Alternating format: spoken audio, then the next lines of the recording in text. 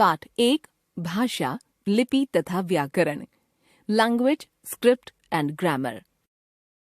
देखते हैं आज कक्षा में क्या हो रहा है। मेरा नाम समीर है। मैं कोलकाता से आई हूँ।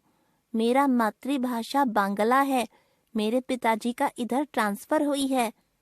समीर, तुमने सही वाक्य नहीं बोले हैं। मैं तुम्हें सही वाक्य लिख कर दिखाती हूँ। मेरा नाम समीर है। मैं कोलकाता से आया हूँ। मेरी मातृभाषा बांग्ला है।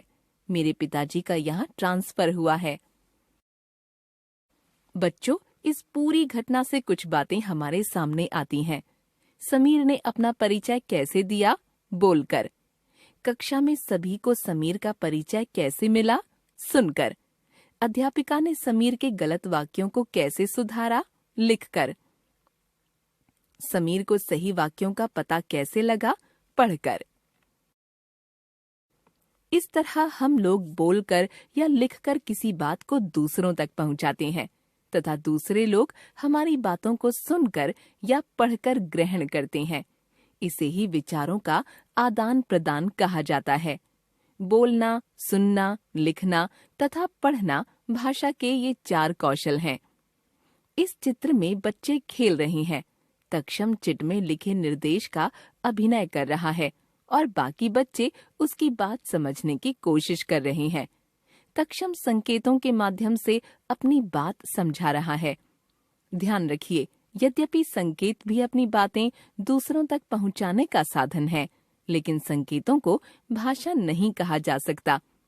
भाषा वह साधन है जो मनुष्य के मुख से उच्चरित होती है। अतः हम कह सकते हैं,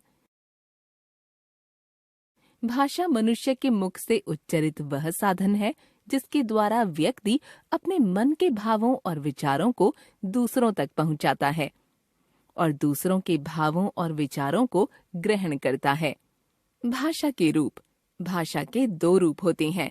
भाषा, मौखिक भाषा, लिखित भाषा।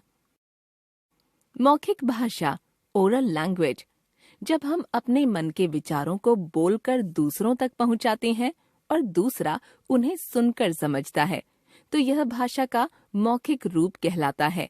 जैसे बातचीत करना, वाद विवाद, कविता वाचन, गाने सुनना सुनाना, भाषण देना आदि। लिखित भाषा, रिटन लैंग्वेज, जब हम लिखकर अपनी बातें दूसरों तक पहुंचाते हैं और दूसरा उन्हें पढ़कर समझता है, तो यह भाषा का लिखित रूप कहलाता है।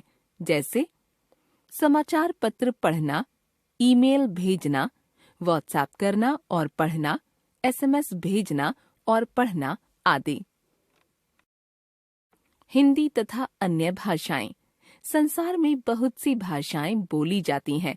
हर देश की अपनी अपनी भाषा होती है। जैसे जर्मनी की जर्मन, चीन की चीनी, जापान की जापानी, फ्रांस की फ्रेंच आदि। 14 सितंबर 1949 को हिंदी को भारत की राजभाषा घोषित किया गया था। हम इस दिन को प्रतिवर्ष हिंदी दिवस के रूप में मनाते हैं। भारत में अधिकांश लोग हिंदी भाषा का प्रयोग करते हैं।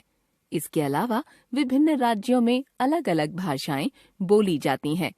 इनमें से कुछ इस प्रकार हैं।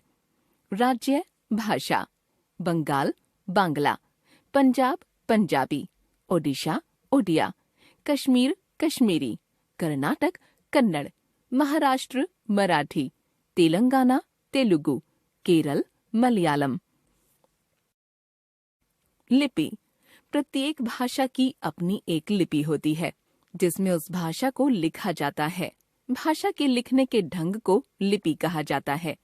हिंदी, संस्कृत, मराठी आदि भाषाएं देवनागरी लिपि में, अंग्रेजी, जर्मन, स्पेनिश आदि भाषाएं रोमन लिपि में, उर्दू भाषा फारसी लिपि में, पंजाबी भाषा गुरुमुखी लिपि में लिखी जाती है।